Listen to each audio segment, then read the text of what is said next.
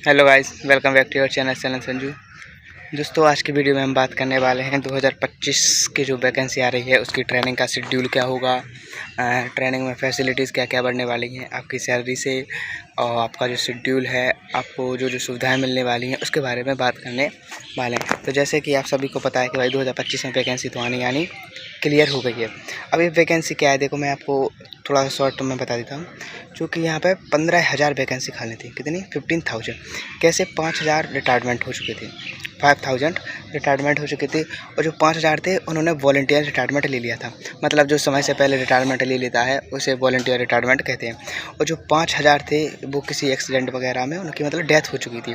अब ये किसी में 5600 रेशियो था, किसी में 6500 था और किसी में 4 साढ़े 4,000 था। तो मैंने इनको 3 रेशियो में पूरा बांट दिया है कि 5-5 हज़ार करके, या मोटा तौर पे 5-5 हज़ार करके इसको मान सकते हैं कि 5-5 हज़ार थे। तो टोटल 15,000 वैकेंसी थी, उसमें से 7,500 वैकेंसी काट दी थी। 7,500 पे इन लोगों ने नोटिफिकेशन आउट कर दिया था, क्योंकि दिल्ली पुलिस की इतनी ही पावर है और ये सबसे बड़ा बैच था।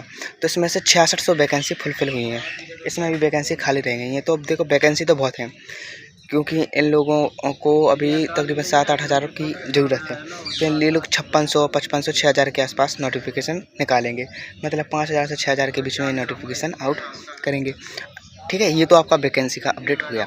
अब हम आपकी जो नई ट्रेनिंग शेड्यूल के बारे में बात चल रही है। सीपी साहब से नया स्टैंडिंग ऑर्डर बन रहा है। तो जो आपकी ट्रेनिंग है 2025 की, वो लगभग जो ट्रेनिंग है वो जुलाई के मंथ से ही आसपास से ही आपकी स्टार्ट होगी, अगर सही टाइम पे चलता है, कुछ चेंजेस नहीं होते हैं बीच में, क्योंकि आपके फरवरी मार्च में चुनाव भी है। तो आपका जो ट्रेनिंग शेड्यूल है वो जुलाई अगस्त से स्टार्ट हो जाएगा। तो जो आपके ट्रेनिंग शेड्यूल की बात चल रही है, यहाँ नया स्टैंडिंग ऑर्डर बन रहा है, वो 6+1 का बनने की बात चल रही है। क्योंकि कांस्टेबल के लिए 9+1 10 महीने का शेड्यूल बहुत बड़ा हो जाता है और इतना सिखाने को कुछ रहता भी नहीं है। तो आपका जो नया ट्रेनिंग शेड्यूल है वो जैसे कि यहाँ पे बात चल रही है, सीनियर्स वगैरह बता रहे थे हम लोगों को, फैकल्टी वगैरह जो हम लोगों के कोर्स गाइड होते हैं, हम लोगों के जो क्लासें पढ़ाने आते हैं, उन लोगों से हम लोग बात करते रहते हैं। तो पता चल रहा था कि 6+1 मंथ की आपकी ये हो सकती है, मतलब 6 महीने की बेसिक ट्रेनिंग प्लस 1 मंथ की आपकी कमांडो ट्रेनिंग, तो 7 मंथ का तो ये हो सकता है। ये आपका पहला प्लस पॉइंट हो गया।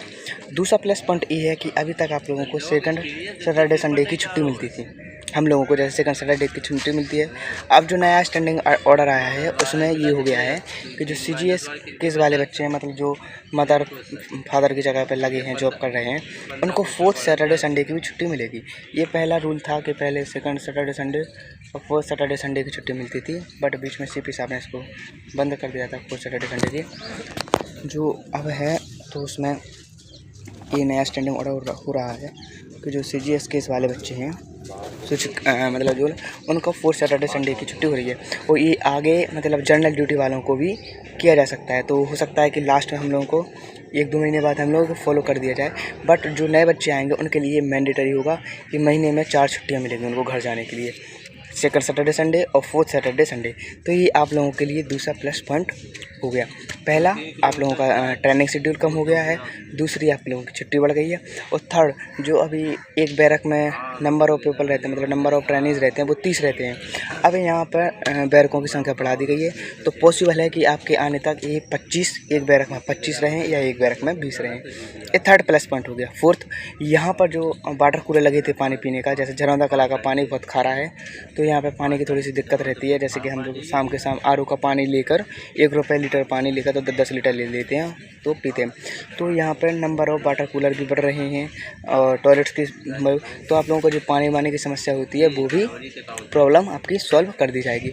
प्लस तो आप लोगों को 3 से 4 पॉइंट अच्छे हैं। और जब तक आप लोग आएंगे तब तक आपकी सैलरी भी बढ़ जाएगी। जैसे 4% अभी सितंबर में बढ़ने वाली है और हो जाएगा। तो आपकी जो पहली सैलरी रहेगी, जैसे हम लोगों की अभी पहली सैलरी है वो 36-37 बन रही है, जिसमें से हम लोग को इन हैंड 33-34 के आसपास मिल रही है।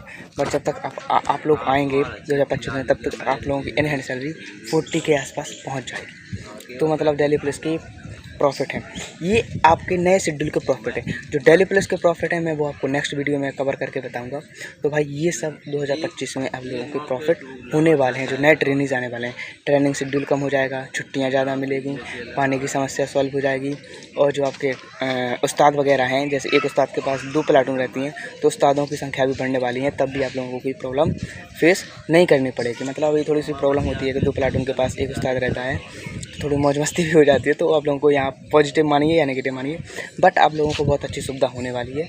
तो 2025 में जो बच्चे भी डेली पुलिस की तैयारी कर रहे हैं, तैयारी करते रहिए, क्योंकि डेली पुलिस से अच्छी कोई मतलब बेल्ट की नौकरी तो नहीं है। अगर आप कांस्टेबल, पुलिस कांस्टेबल डाल रहे हो तो डेली पुलिस से बेस्ट कोई भी कांस्टेबल नहीं है। सैलरी सबसे ज़्यादा है, सुविधाएं सबसे ज़्यादा हैं। जैसे कि मैंने आपको बताया था कि CISF हो गया, BSF हो गया और CREF, यहाँ के SI पोस्ट छोड़कर यहाँ पे आ रहे हैं। तो आप यहीं से अनुमान लगा सकते हैं। बाकी जो भी इन्फॉर्मेशन मिलेगी मैं आप लोगों को बताता रहूँगा। तब तक के लिए जय हिंद, जय भारत।